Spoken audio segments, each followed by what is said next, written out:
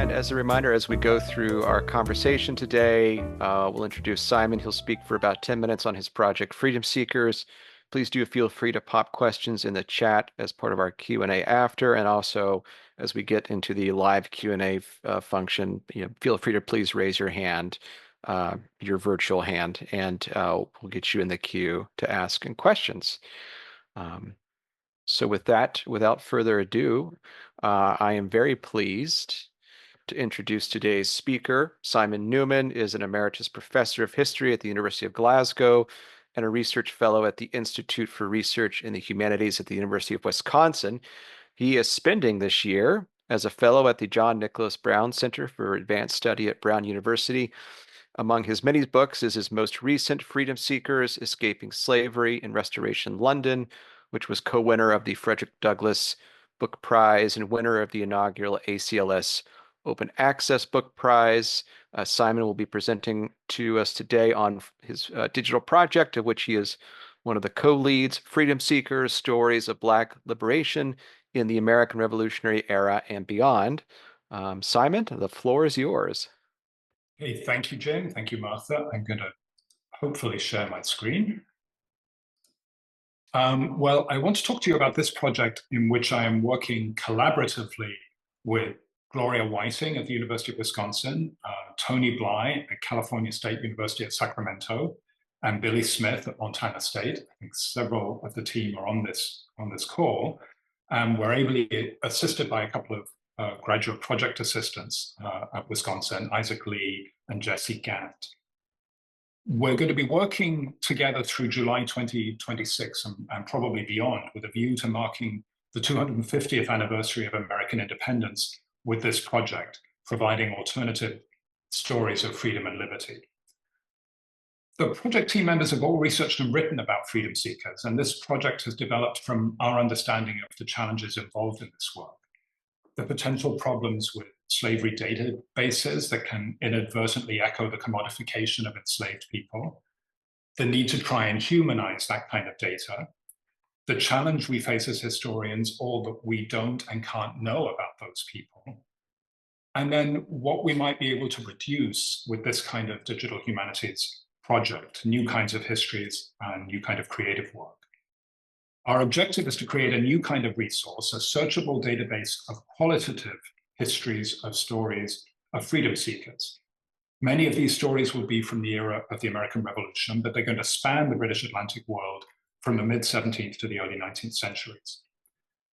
On the technical side, the webpage and database was developed by Justin Janisch, who's a software engineer in information technology at the University of Wisconsin. He supports teaching and research.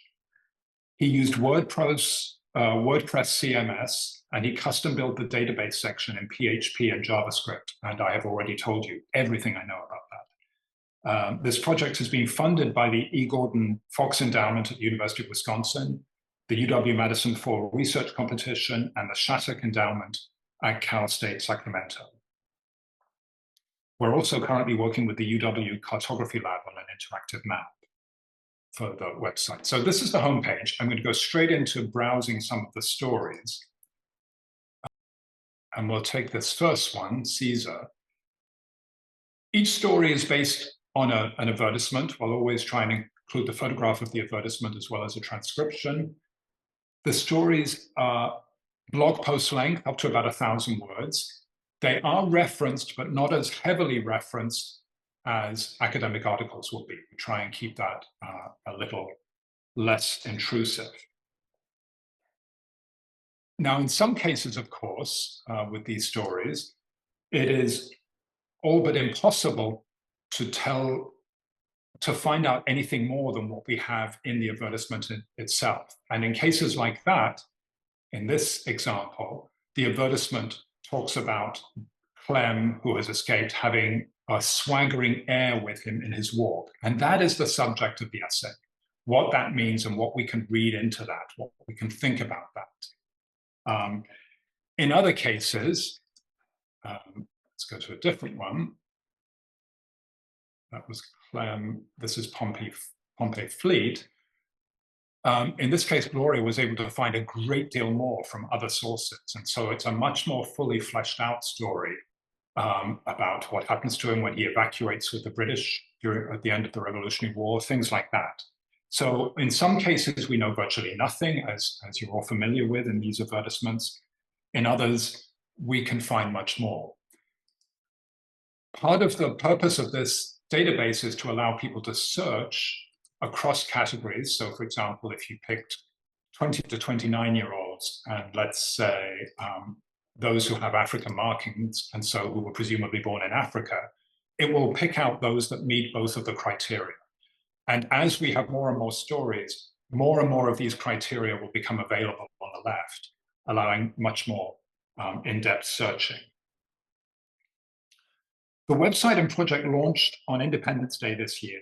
And as you can see, it already contains stories researched and written by the project team and by various invited contributors, both senior and junior people like Jared Hardesty, Francis Bell, Damien Pargas, Shane White. But from this point forward, we're seeking scholars and students to contribute their own stories. We have various resources available to try and help in that. We have our own statement about language and the difficulties in using the language that are in these advertisements, and then the kind of language that we're thinking about using in writing about these people today. All kinds of resources, links to the advertisements that are freely available, as well as those behind paywalls, things like a glossary of the kinds of terms that you might find in advertisements, and we'll constantly update this, which we find is particularly useful for students. The project team will review all essays that are submitted, checking the advertisement and transcription and reviewing the essay as a whole. And we hope to accept many of the essays submitted. We'll then edit them and work with authors and publish these that are accepted on the website. The website will have a digital object identifier, a DOI, and stories will be published under Creative Commons CC BY license. So these do count as a small publication. We've spent a lot of time developing this web page and its contents for instructors. And the whole point here is to provide instructors with things that they can adapt to use in the classroom and classes.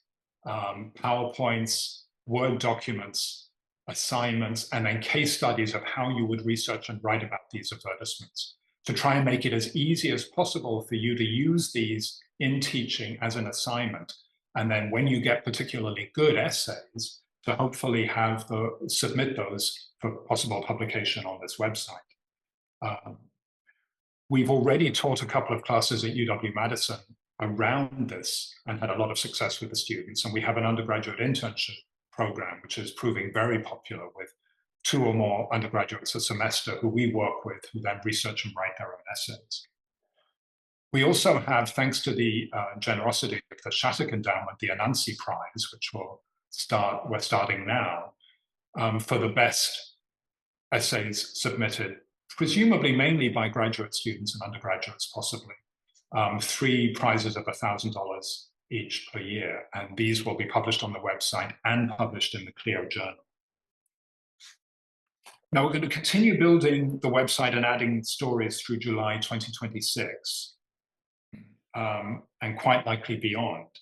We hope by then to have a qualitative database and resource of dozens, if not hundreds, of stories of freedom seekers. And that will provide a compendium of alternative narratives of freedom and independence in and beyond the era of American independence. But more than that, we hope that by moving beyond the statistical analysis of databases of facts and figures extracted from advertisements, this kind of qualitative database will humanize the material and yield new insights into people who escaped from slavery in the Revolutionary era. Inevitably, we all tend to think of escape in reactive terms, with an individual reacting against the all-encompassing violent power of slavery. But learning more about the lives and circumstances of numerous freedom seekers has the potential to change our starting assumptions, enabling us to begin with people whose lives were not solely defined by their enslaved status, or even by their resistance to that condition. The newspaper advertisements denied humanity and denigrated those who dared assert their freedom, but perhaps our stories can turn all of that on its head. I'll go back to some of the stories here. There are various ways we can supplement that. So this story of Jack includes this wonderful picture by the artist Adrienne Meyer, who had completed a number of illustrations like this when she was working with Billy Smith. Based on the description in the advertisement, and we're open to all kinds of alternative artwork and additions to these stories that can help illuminate the people we're writing about. And as well as providing alternative academic interpretations and understanding of all of this, we hope too that we may be able to work with creatives who are inspired by this work. And we've done this in the past. So for example, the Runaways London project, which includes a film and poetry and artwork about freedom seekers in London, the Freedom Bound graphic novel about freedom seekers in Scotland, the movie 1745, again about Scotland, and the play Enough of Him about Joseph Knight and the Knight v. Wedderburn case in Scotland. So all of those, I think, show the potential we hope that this website will have for prompting new academic understanding, but also new creative work. And I think I'll leave it at that. Well, Simon, thank you very much. That was a terrific overview of this project, and I've got a ton of questions myself, and I know other folks do. And just a reminder to pop questions in the chat or raise your hand, and we'll get you in the queue. But Simon, actually, I kind of wanted to start maybe with a big picture digital historiography question. At the end of your introduction there, you had shown some projects that were using creativity to explore the lives of enslaved people, but it got me wondering about how, as you all sat down to think about this project, how you saw it fitting it within the kind of the ecosystem of enslaved.org or the Runaway Slave Ads Project, similar projects that are doing somewhat similar work, but you've taken different strategies here. And so how are you thinking about this project within that context?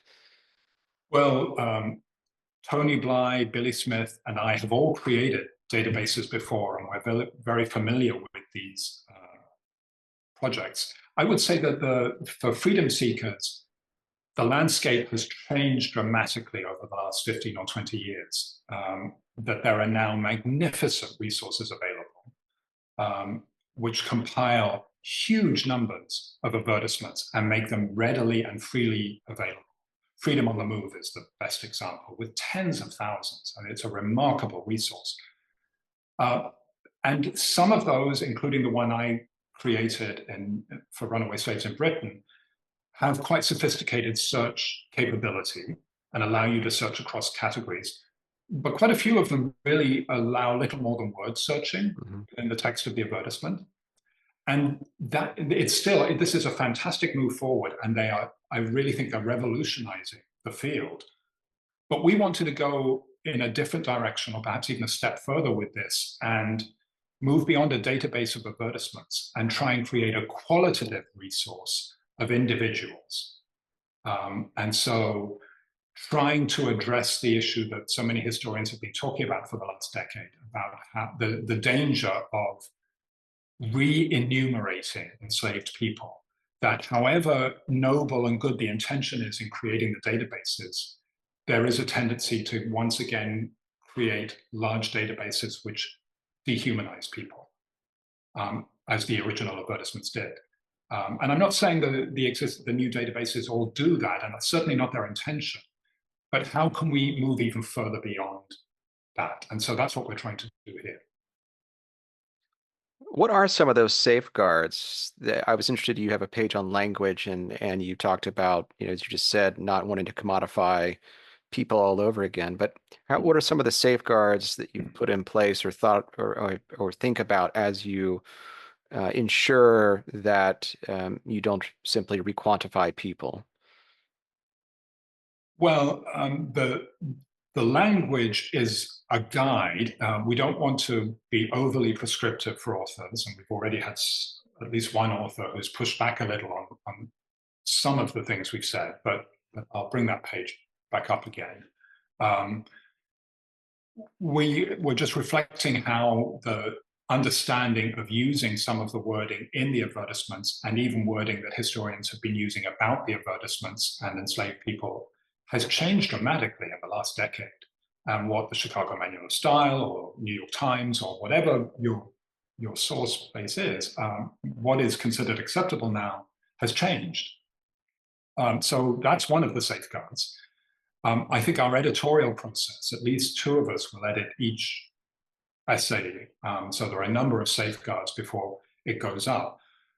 But more than anything, I think my sense is most people are going to use this. They may search for, as I gave the example, people of a certain age group who were born in Africa. But what it will lead them to is not a number so much as a series of stories, a series of individuals. It's always about the individual enslaved person and what we've been able to try and suggest or recreate about that person. And if I could just say, I'd welcome any of the other project teams adding anything or interjecting if they think of things I'm not saying. Yeah, and as we're waiting for other questions, I was really fascinated by the kind of endpoint that you described of July 2026, and that kind of raises the perpetual problem of all digital projects. When is it over? When does it end? And what do you do to ensure its survivability post its active life? How did you come to the 2026? I mean, maybe that seems a little obvious, but then, but then, how do you decide when your project does end? I, we've we've talked in terms of seeing where we are in July 2026. That made a good first stopping point. We may go beyond that, or the project may continue with other people. But in securing the funding and working with the digital support people at UW-Madison, this will be, as far as it's possible, a perpetual project. It's been designed that way, and it will be supported by the digital humanities people at UW-Madison. It was modeled slightly on a project called Wisconsin 101, which was designed years ago and is about different objects around the state of Wisconsin, and then research about them and essays about them. So it's a combination faculty undergraduate project, which is still going strong, and students take a class. But so they learned a lot about how you keep a project that can be there as a resource for as long as possible into the future. And this was designed to go along similar lines. So the project will stay live even when we stop, whenever that is, working on it. No, that's terrific. AJ has a question. AJ, do you want to come on and ask the question about the Civil War? Well, I'll do it for you then. I'm at work and I can't. Totally understandable. He was curious to know why end in the early 19th century since ads continued into the Civil War era? It's a good question. I think it would have become a very different project. We were always thinking in terms of the American Revolution and the 250th anniversary. And this has become the major project that the University of Wisconsin is sponsoring and supporting to mark the 250th anniversary of the revolution. So the revolution is front and center, even though we go earlier than that and all the way through 1815. I think to have gone all the way up to the 1860s would have given it a much more 19th century bias. And we would have gotten many more stories and much more information. And that's a great project to do. It's just not the one that we as 17th and 18th century historians felt sufficiently well versed in that history to be able to take on. Well, fortunately, or unfortunately, I guess, the American Revolution was a civil war, so it works out either way. Kent? This is wonderful. And I was just hoping, Simon, if you can either just repeat or if there's someone else from your team, the basic technology kind of specs for building the website and the database?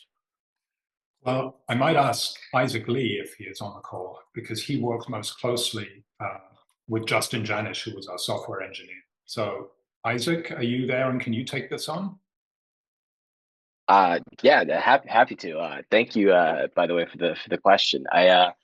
Um, I appreciate. I'd say that the question, if only because that hopefully suggests to me that it looks like a very professional, sophisticated website, and I'm as far as Simon said earlier, in terms of the coding side and a lot of the kind of more kind of uh, kind of technical elements that kind of went into designing that were kind of outside the hands of the historians, but we had a really great um, um, web developer who worked with us, and the site itself all kind of runs through WordPress, which is a popular tool from I think many uh, people who want to kind of start their own websites. There's all kinds of different versions.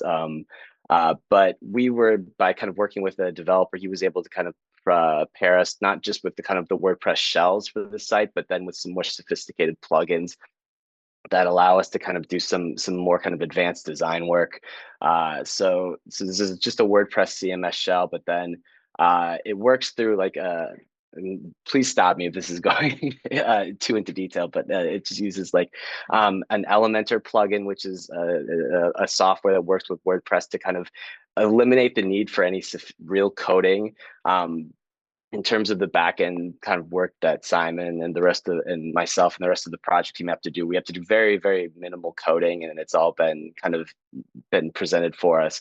The data, and then so they kind of built custom from code the database that Simon showed earlier, and that allows us to just kind of on the back end create our own categories and then reassign stories and publish them using kind of, and we can kind of edit the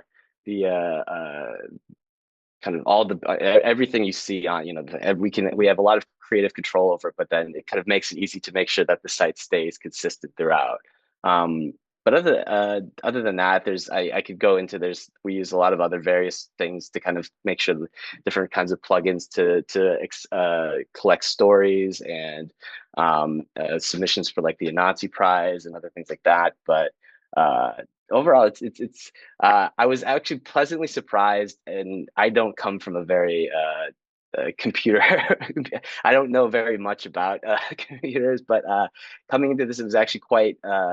It was a nice surprise at how kind of relatively straightforward it was to be able to kind of actually kind of work within and feel like I was producing a website that was of this quality. So technology is getting pretty great. Well, I mean, it raises a question in my mind about the collaboration between technologists and humanists. And Simon, Isaac, I'll put you maybe both on the spot then. And how in the past, right? I've worked with people who are hardcore technical developers who don't have a humanistic background. And maybe that was the case here, maybe it wasn't. But in general, how do you translate, or how do you communicate and talk with your web collaborators on how to build a site and a project designed for humanistic inquiry? No, it's a really good question. Am I right, Isaac, that Justin had worked on the Wisconsin 101 project? Correct. Yeah. Actually, yeah, Yes. we were lucky to inherit someone who had worked with historians before and understood our panache for things like footnotes and things like that. So that that on that front, we were lucky for sure. That really helped. And then we did a lot of work initially with Justin, showing him different projects and websites. Some of them didn't have anything to do with slavery, but showing him the kinds of things that historians and humanities people wanted to do and wanted to set up and had done. So that gave him ideas, and we were able to work with him around those examples. We went through a variety of different rough drafts, and it took much longer to do this than I had expected. I think from when we first met Justin to when we really had a working prototype was between a year and 18 months. It took a long time.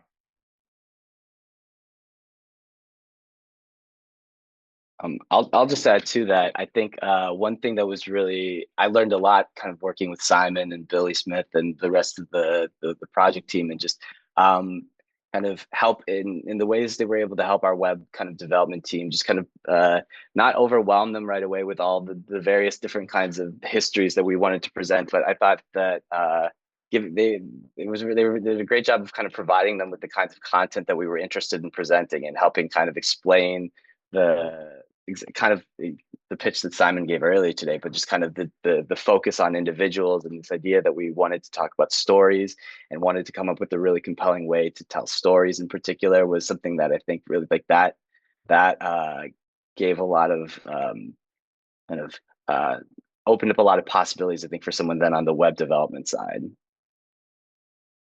Ross unfortunately just had to pop off for a meeting, but he raises an interesting comment. He's looking forward to using this project in the classroom. I wonder if you could talk a little bit more about how we might use this in the classroom, some of the assignments. I think you had said you've already taught this before, and what kind of assignments you see are helpful for students, and the kind of contributions they can make to the site.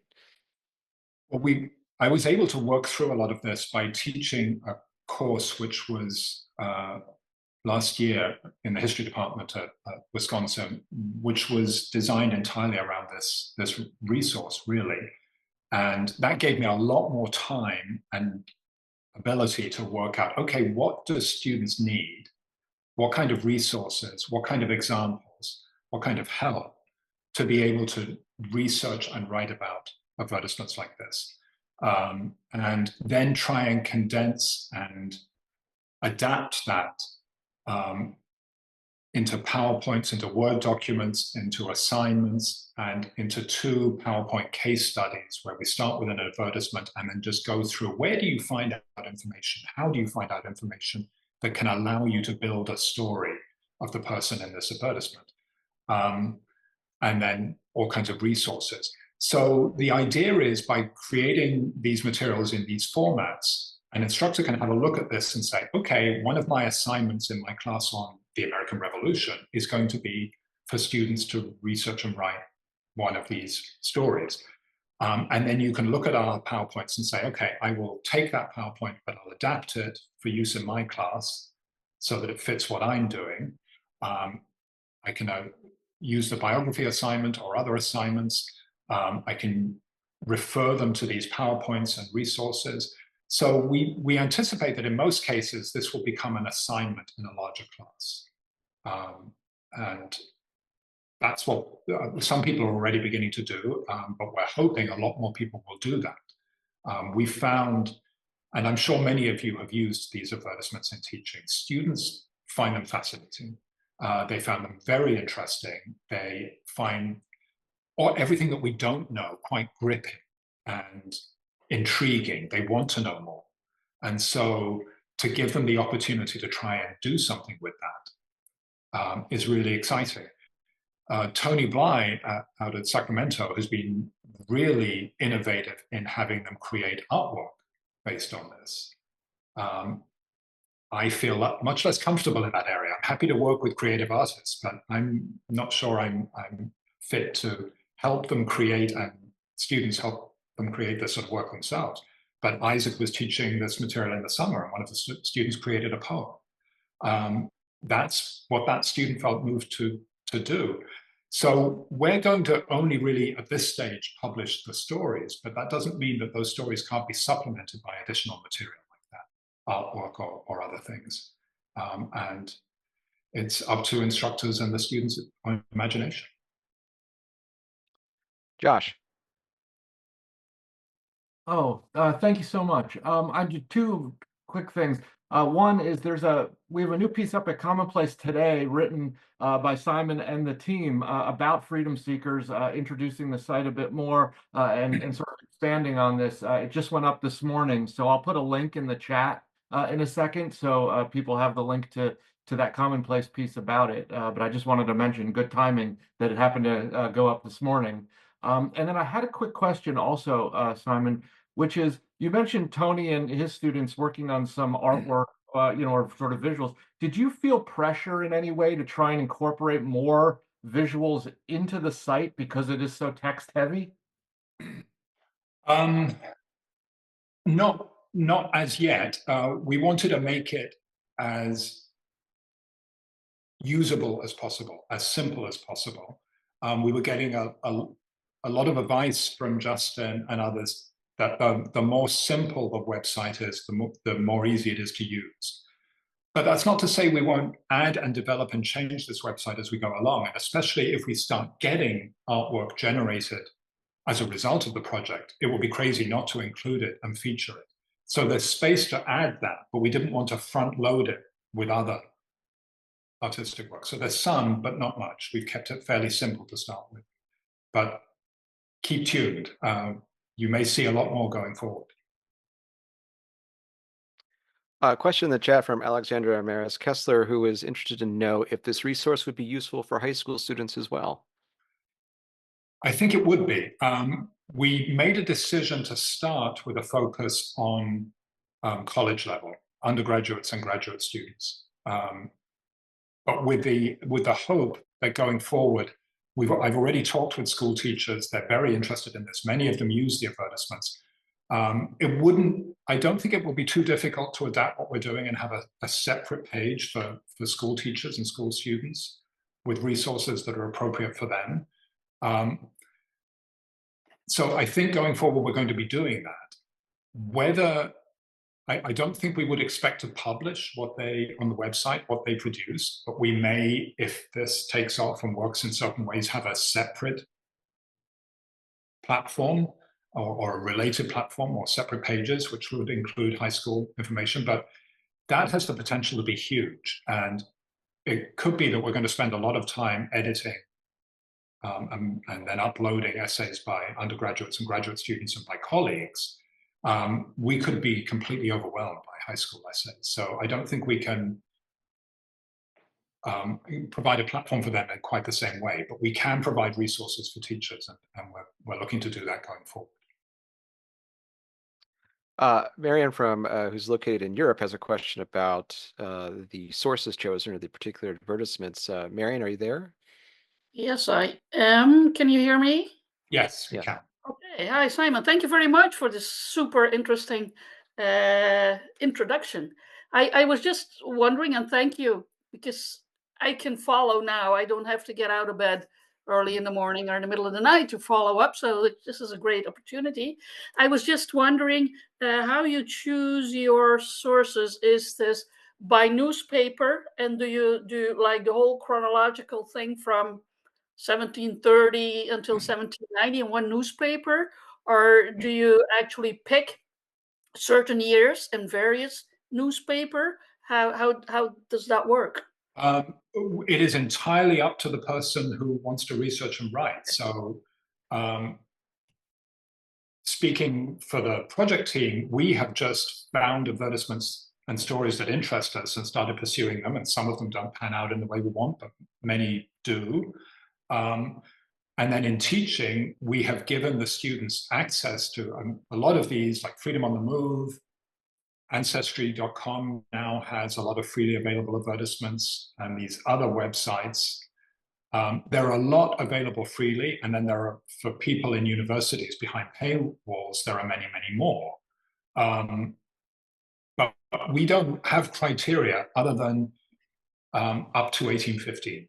We don't go beyond 1815, but it's up to the person doing the research. They choose. Okay, great. Thank you. Great question. Caroline has a question about Witness Stones project. Caroline? Well, it was sort of prompted as you were beginning to discuss schools and teaching.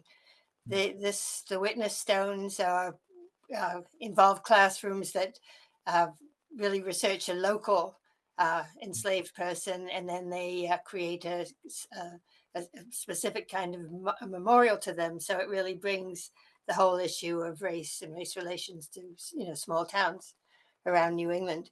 And it's based in Connecticut, and I just think this would be a terrific resource for them to know of. And some of the classrooms actually do some art projects. I've been to some of their presentations, and the students are engaged with this in the most incredible ways because it is so personal. It's really incredibly useful, and yet you present it in such a neutral way that I think it's very acceptable in classrooms. Yeah. No, I'm glad you think that, and I agree. When I was teaching the class last year, I was struck by many of my students in that class were from Wisconsin, but there was a student from Philadelphia. He researched a Philadelphia advertisement. And there was a student from the South, and she researched an advertisement from the South, from the region she was from. It is really interesting to think in terms of the place you know, and how this history interacts with that. It's very powerful. Glad to know about this. Thank you. And nice to see you, Caroline. Yes, nice to see you. I didn't realize you were at Brown.